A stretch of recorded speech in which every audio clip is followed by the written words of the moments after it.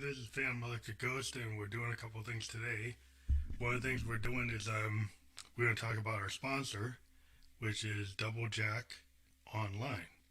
And you can see the link below. And if you actually use this other method, if you get your cell phone right now and you go and point it at the screen, if you use this right now, you can take your cell phone and point it at the screen on the camera mode, and it'll bring you to our link so you can try philanthropic lottery. A philanthropic lottery where you can play Keno, you can play Powerball, and some of the profits actually go to charity. So we suggest if you like to play Powerball, you like Keno, but you also like the idea of a charitable event associated with your online gaming or lottery, try doublejack.online. Take your camera on your cell phone, your smartphone, take a shot of that right now.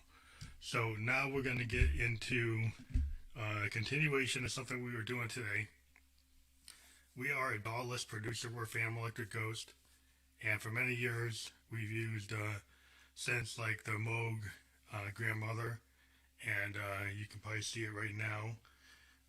This is our Moog grandmother right here in the shot, and it's part of a bunch of other analog scents. We've got like a Mother 32, we've got a Moog DFAM, and we've got a Eurorack solution with a mass module, and we got a lot of cool hardware.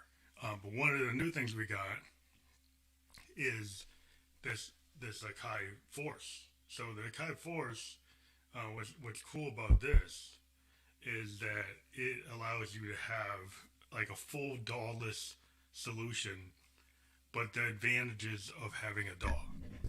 And so to explain that, we've got a song that we've used this new Arranger mode 3.11. And what we've also done is connect the Moog by MIDI. We're using USB over MIDI because it's just a cleaner solution. In addition, what we started with before they had their Arranger mode, you would just do clip-based programming here.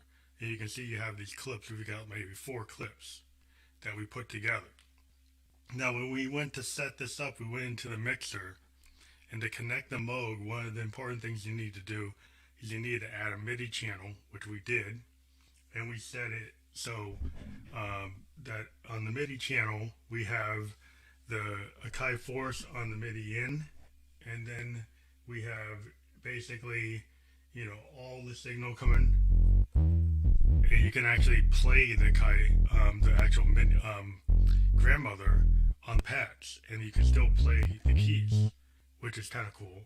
So we've got it set up right now where it's it's got all, and then send to is none, MIDI in is Force, MIDI out is grandmother, and the channel associated with is 1. Now, on some other channels, we've got an electric guitar on this other channel here.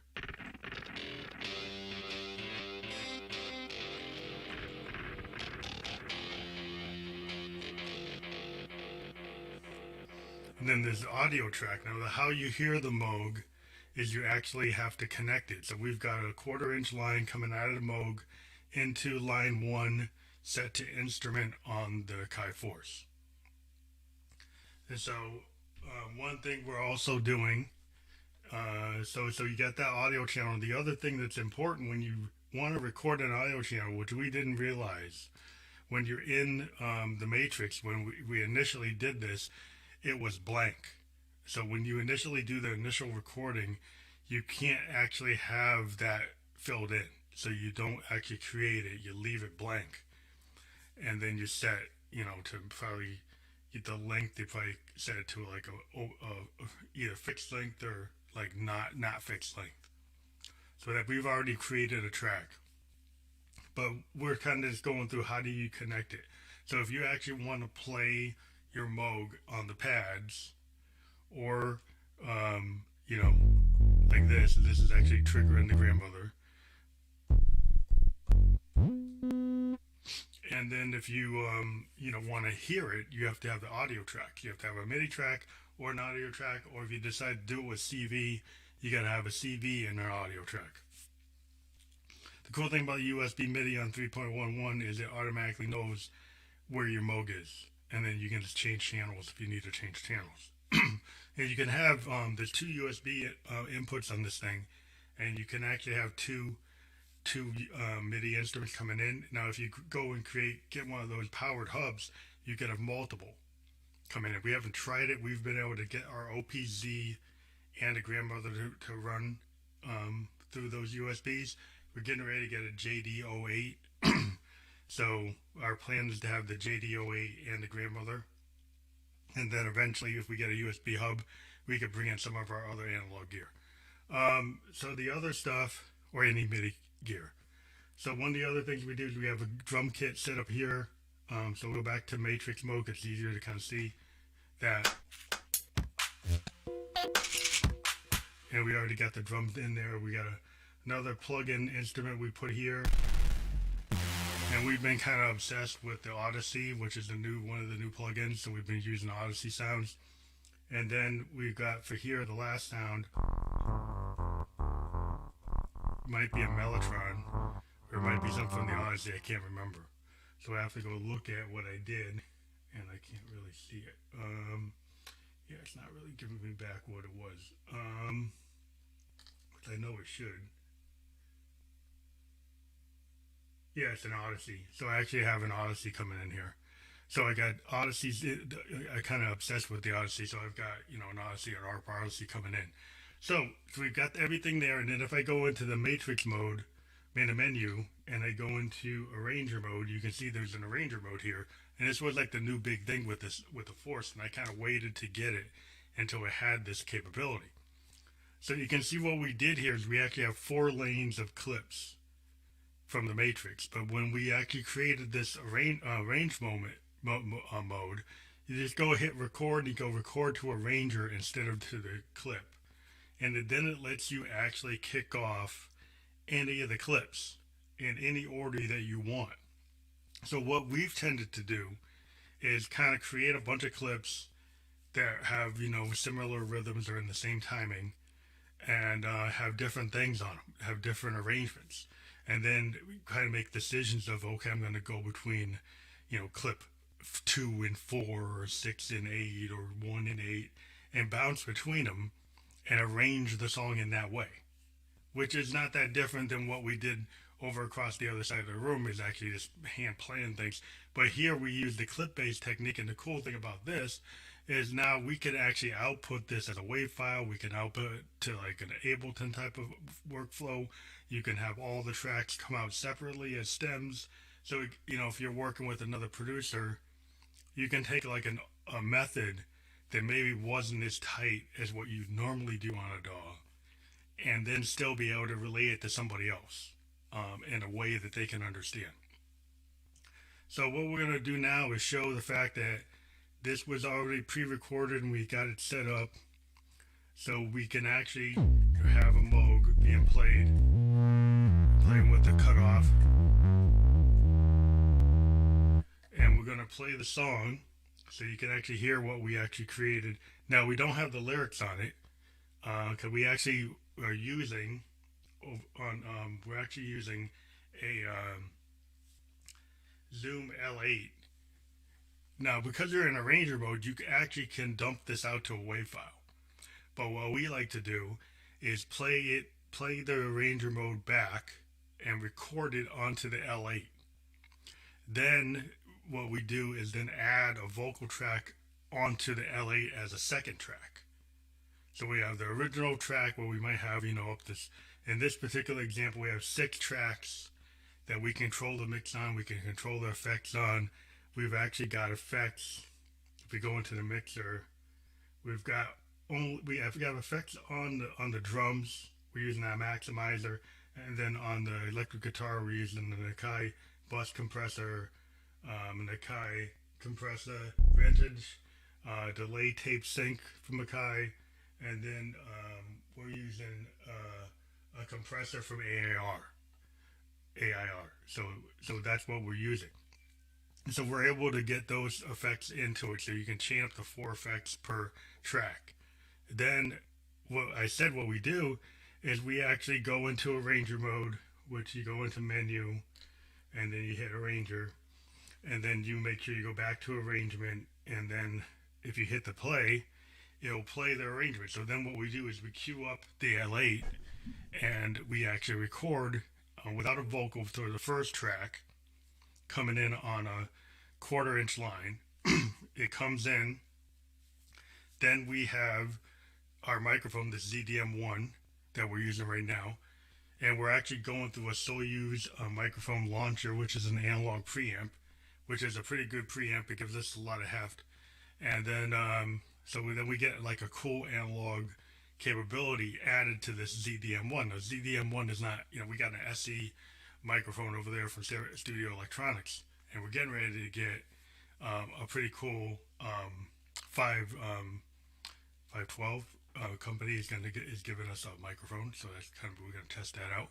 But having the launcher gives us, it's like a $300 device. It expands the capability of this mic. So we actually might put some lyrics down. But the cool thing is now we've got the best of all worlds. We got like a real analog sync with this Moog, and you can get really,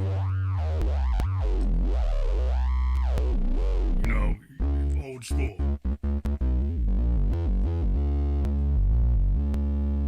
And it's got the spring reverb on this thing, and this thing is just is a bear. It's a 3 oscillator. It's a 2 oscillator. You make the LFO into a third. It's got the real spring reverb. It's got a really quality feeling build, and it just makes it feel very substantial. But then you've got the added capability, which we never really had before. It's like we got a Mellotron in here. We've got a bunch of chord guitars in here. We've got the hype synths. We got the drum synth. We've got all kinds of cool effects. And so, we don't play with splice and stuff like that. And we like to sample our own stuff. But, if we ever wanted to, we could get into it.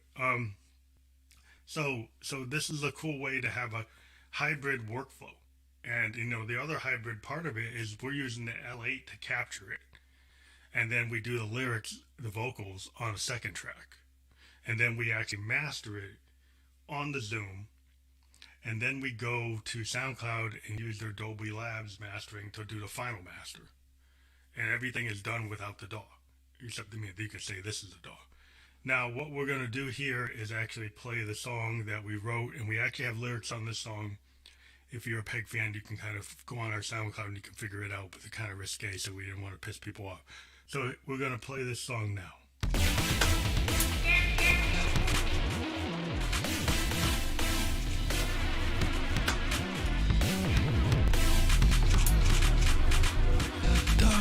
Darling, dear, you got me so tired of what you feel. What is real, darling? I want you clear. Do you understand? Doing the headlights, cut the fear. Really want to right here. Doing the headlights, yeah. You want to do it on the dance floor right here.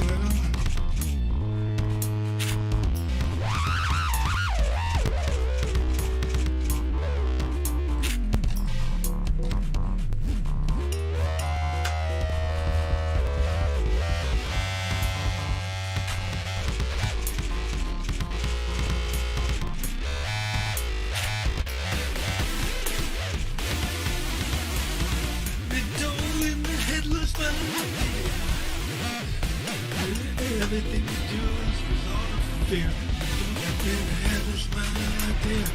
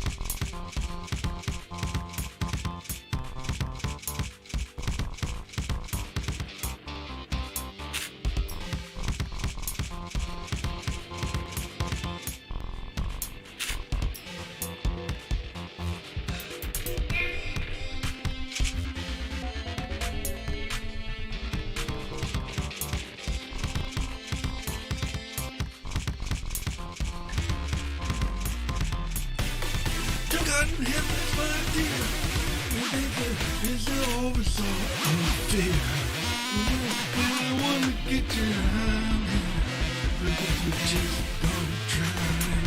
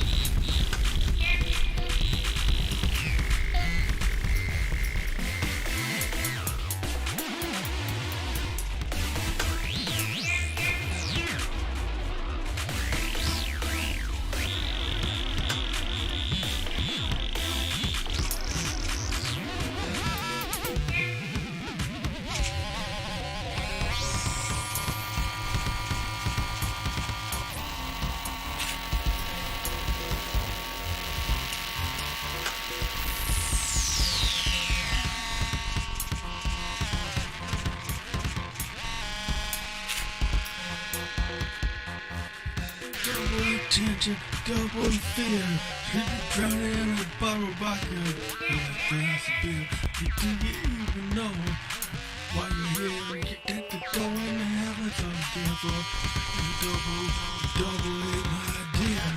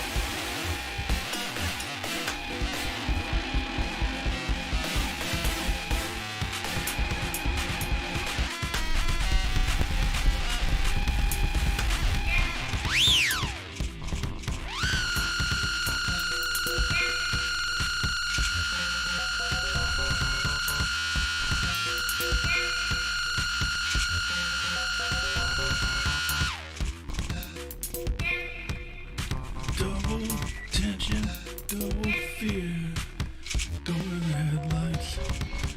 Bottle beer.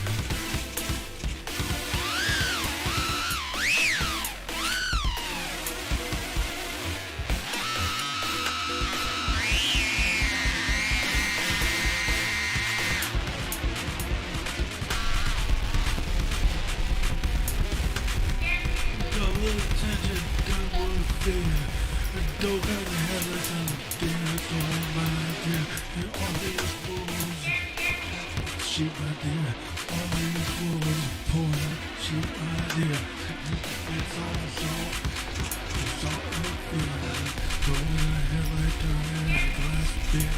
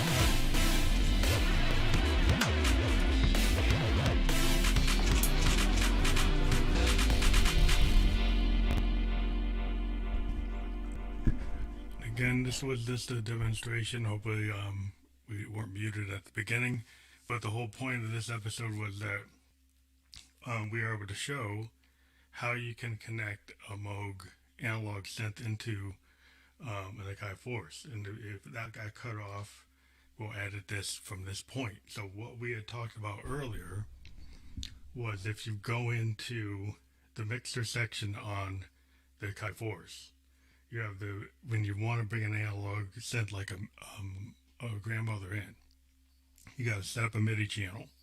You set it up on the in for the out audio channel. So you got to do an audio channel. In our case, we've got a line out of a 1/4 inch out of the grandmother going into the Akai line in set for instrument. You create an audio track. You don't put anything on that audio track. You don't create a track for it. You go into the mixer. You set it for in. You do output, input 1 and 2 for some reason. That's a safer thing to do, even if it's on 1 or 2. Then you do output 1 and 2. Then for the MIDI channel, we've got it's set up on auto on the monitors. We pretty much all of our monitors are auto except for the audio line is set to in. And then we've got the Force on the MIDI in, and we've got the grandmother on the MIDI out. So that's our setup. Then from there, you can actually play the Moog on the pads on the Force, and you can still play it on the keys, which is kind of cool. Now we actually coded it or programmed it on the pads in a MIDI track, and then the audio track captures it, and then you can put that into the actual arranger mode. So the arranger mode we have set up where we actually use the pads to record the grandmother into it. And then we had a guitar. So we got this Korg plug-in pack. We bought in a bunch of Korg guitars. And then we got the Odyssey. We got a drum patterns here. Channel 4. Then we got the Odyssey. Like a strange kind of synth lead. And then we got another Odyssey. Another weird synth lead. And so we put that song together. And then when you're in arranger mode, you can kind of jump back quick by using the dial. I can just go in there and actually go to where I want to go. I could just say 1 and do it, and then I'm there. So what we had done, I don't know if it got cut off, but when we first started, we hit play and started.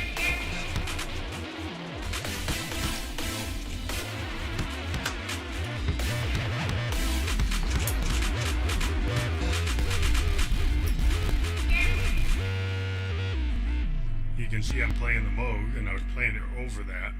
In real time, it's all coming through here. I could actually add effects to my Moog if I wanted to on the audio channel, but I don't think I did. I think I left it kind of, maybe I did, but I have to check. See on the mixer track, you go into effects. I didn't really put anything on the audio channel, which I could. So that's cool. So you could take your Moog, which only has a spring effect, spring reverb on it, and once you bring it to the Akai, you could apply the effects on it. And then also you can apply the sequencing. So you can do all kinds of cool things with the sequencing that you can't do on a sequencer here, because this is a more modern kind of, DAW type of sequencer versus this is the analog sequencer on the grandmother. But what's cool is that we already had this whole arrangement set up in the arranger mode, and we just had to reconnect and make sure. The one thing is it's not going to remember where our Moog setting was, so if our cutoff or any of our oscillators, or if we had gone and done a bunch of CV settings, you got to have that right, because it's not going to remember it. But like if you had something like a JD08 and you just came in through MIDI USB, you could have everything all set up, and then you can capture an external synth into your arranger mode. You can create it as a clip and then put it into arranger mode, And that's, we just kind of did a live jam. So what we find is this is a pretty cool tool if you're going to do a live performance, because it's kind of like having a CDJ, but it's way more, interactive, because you can actually play individual notes, not just clips. So you can actually play stuff. You can play.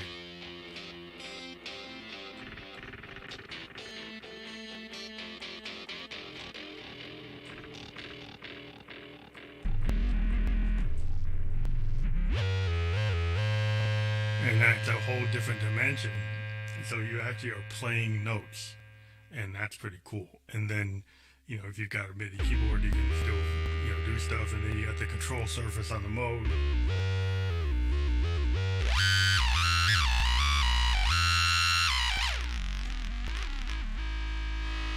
You got the CP3 mixer on this Moog, which kind of, adds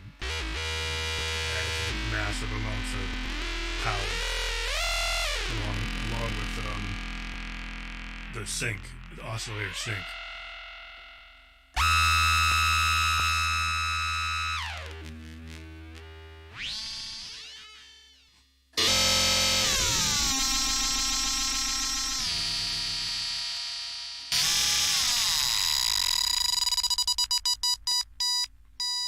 So it's just having that analog heft that you want, along with the digital capability. So then you can kind of hybrid it, because there's some people that say, well, I only want to do something with a Prophet or a Moog or an Oberheim. But there's a reason to be able to maybe do the drums with something like this, or be able to introduce clips and samples. So then in your workflow, you can have the pure analog synth of something like a Prophet or something like this Grandmother. So you can have that really booming power. Right now we got it doing some weird stuff, but it's not really booming. There goes the boom.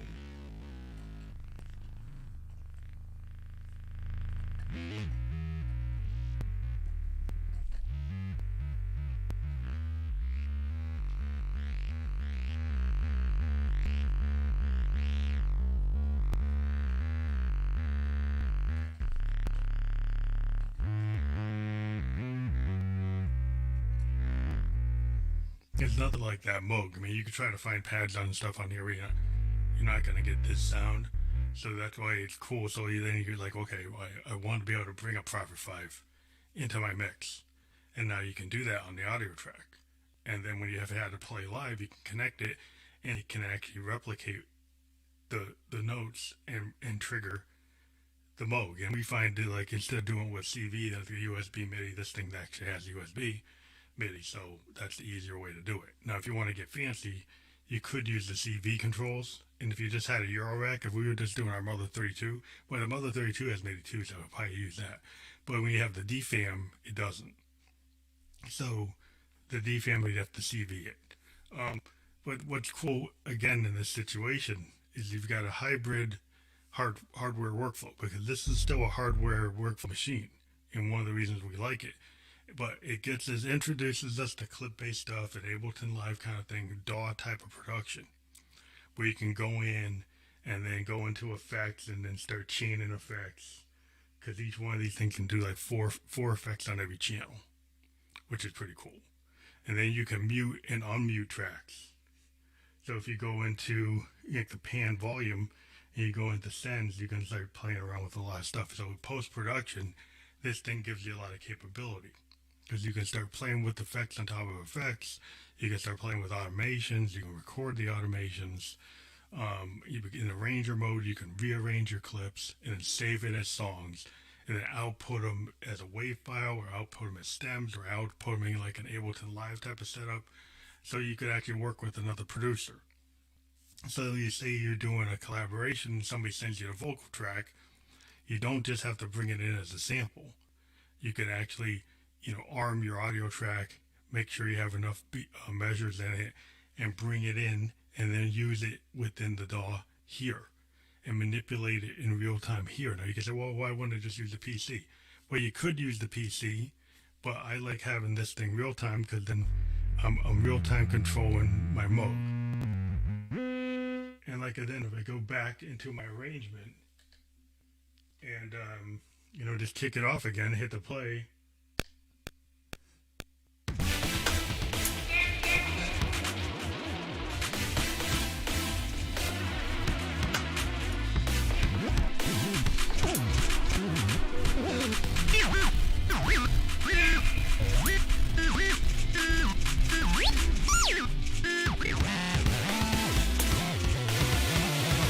Baby, don't cut in the headlights. What you say? You're drinking vodka and beer all day.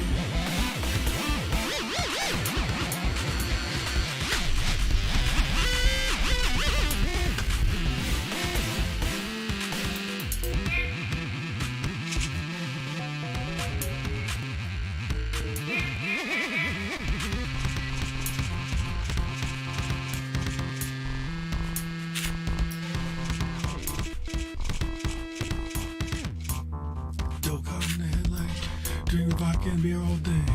A lot of wolves from Wall Street, they didn't want to play. They get to that betrayal on the dance floor. They say.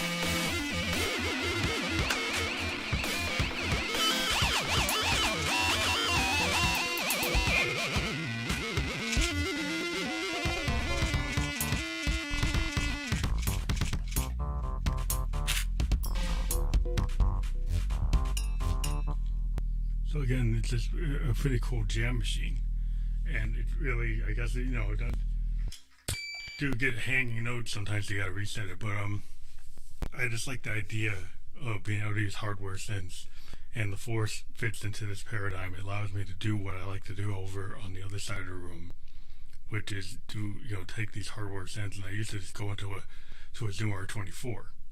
Now I can take this arranger mode, do everything here, and actually have the full song here. But what I tend to do is do the lyrics and the vocals as a separate track on the L8. So I'll go and do arranger mode and then dump everything into one track. And then, I don't have to do that. I could actually send into each individual track into the L8 and mix it that way. But a lot of times you can mix it already on here, because you can go to the mixer on here and have everything already set and then send it to a track down there. It depends on what you want to do. So so this is our tutorial. We're going to continue to try to do these to kind of explain what we do. But one of the cool things we think is this is a really good performance tool if you're playing online, because if you're a band and you've got backing tracks, my understanding is you can import your Ableton Live into this. So if you've got something you already did and then you need to be able to actually perform online, this connects into StreamYard fine, and we're able to bring it into the interface. So the L8 acts as our audio interface. So we're using the LiveTrak L8, and then we've got the Akai going into it. We've got the Moog going to Akai, and we can do a whole performance. Now we also can do a performance through our Q8 because it's got compressors and it's got 1/4-inch lines as well. So we've got multiple ways of doing performance online. So this is one of the things when we go into the PEG Festival day 2, and we have a concert scheduled for the February 11th through the 13th with a bunch of bands and artists that we've talked to on the podcast. This is just a method to the madness. And right now we're using OBS virtual webcam, and we've got one of our iPhones hooked up to the Camo app, and that's how you see this Akai right now. It's through an iPhone 12 on a tripod using Camo, using OBS, using the resident webcam on a ThinkPad, and then using the Q8, and it's all going through OBS virtual webcam. So we got a 3-shot show. So you can see the grandmother here, you can see me on my mic, and then you can see the Force here. So we got able to have a 3-angle show. And the beginning of the show might have got cut off, so we'll have to do another show again. But it's just you always gotta be careful, make sure you're not muting your PC. So hopefully it took the signal and put it into because it was coming from the Zoom. We didn't lose it, but we'll see. So we apologize if the first part of the show got cut off, but nobody sent us a comment saying you can't hear us. So that's the best thing to do if you do see us doing that. We just think that today, when you can't play live, having tools like this Akai Force and the grandmother and also we put a shout out to Soyuz microphones, because normally we don't like to use our voice. We usually use one of the things we've always used, and we're gonna advertise it, is this little box. And this has been the claim to fame for the Ghost is this is the Roland vocal transformer. And the vocal transformer is how Josephine Electric is actually done. And typically what we do is we have this hooked up to our studio electronic microphone on the other side of the room. We can't hook it up here. And it gives us the Josephine Electric character when we run the pitch in soprano mode. But we like what the Soyuz microphone, the launcher, does for our voice. So we've been using that for our vocals and using our Ghost voice. And this is the Ghost logo my daughter did for the band. And you can see behind we've got the logo. Now we're going to go and do another ad. Before we leave, we're going to bring up our sponsor. So we've got a sponsor now. And we'll bring up the link here. You can see the little short one, the small one. And then we're going to do the overlay again. So you might want to go to Doublejack Online. Take your cell phone right now and scan that code, that scan code. And Doublejack Online is an online lottery. You can play Keno, you can play Powerball, and it's a philanthropic lottery. So they give to charities a percentage of the money. So you can have fun playing Keno and Powerball. Now in the U.S., you might have to use a different solution to use this because it's not offered. And you can kind of get my drift. But everywhere else in the world, I believe it is, except for maybe another country. But you can try it and just use your cell phone and you scan that code, or you take the link up below. I've been running through the whole show, and try it out. You can eventually, if you want to, you be an influencer for them. You have your own kind of side business going on and helping these guys out and helping other people out and having fun doing Powerball and Keno and other types of lotteries. So we just wanted to get that out of the way. We also are going to push another sponsor of the show that's been helping us out. And we're going to talk about Newsly. Now, Newsly is an iOS or Android app. And you can go and check it out. So if you go to www.newsly.me and use coupon code GHOST2021, you can receive 1 month free for a premium subscription service. And what Newsly does is it reads back the news to you in a normal voice, and you actually get to hear the news instead of reading the news. And it takes topics, and it's a really cool thing. You got to check it out. And we appreciate that they support the podcast, and we wanted to push that from this tutorial episode. We'll be doing more of these tutorials and getting better at it as we do. We're going to show everybody when we get our JD08, which is a really cool synth. It's like the JD08, we put an order in from ZZ Sounds. One of the things about the JD08 is that the sound in the 90s, as Roland says, it's kind of took the D50 idea of having these partials and also having a time variant envelope, which is different than any kind of normal ADSR. And so it has the ability to do these partials, but also like it can add like the different parts into the sound. And it's very important how it gets set up and is the palette capability. So it's different than the D50 because the D50 was menu diving and it just had a joystick. The thing about the JD08 is it brought back in an age of like membrane synths that had a menu dive, a bunch of control surfaces that you could actually manipulate the sound and create sounds easily. And you could easily see you had 4 different like tones that made up your tone. You can take one, have them on or off and have the filter effect, 2 of them or 3 of them or 4 of them all at once, or 1 of them. And so it's a really cool sound design. It kind of goes back to the way this grandmother is. So I can just hit the cutoff and I can immediately affect it. I can take the CP3 mixer and really go crazy. I can take the LFO and I got it right in front of me. And I can just use it as part of the performance like a hammered organ.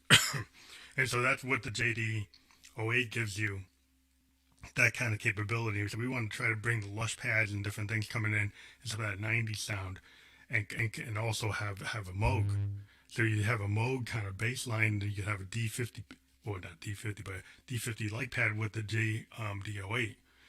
So when that comes, we're going to use it to show how you can make the Akai Force like the center of your workflow. And eventually we're going to bring it over to the other side of the room where we have like our Euro rack and our System 1M and our Juno and our JDXI and our Arturia Mini Brew 2S and our Make Noise Morphogene sampler and math module. And so there was a lot of cool goodness over there.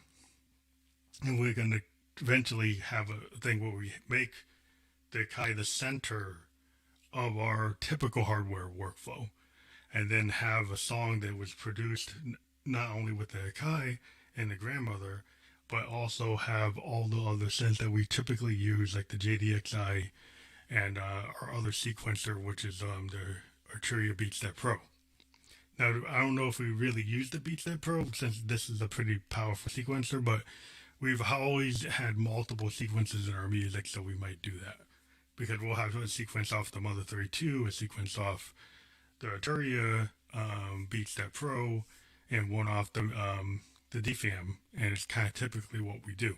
We want to see in the future if we kind of chain all that coming from the Force, which we haven't tried yet.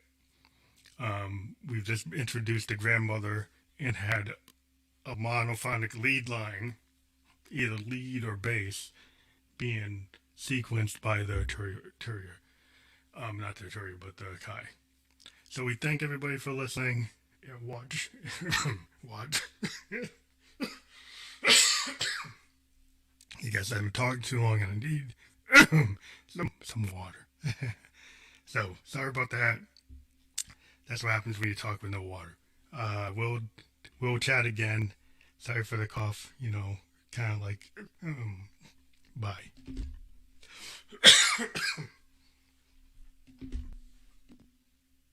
Bye all. I'm okay. I just need some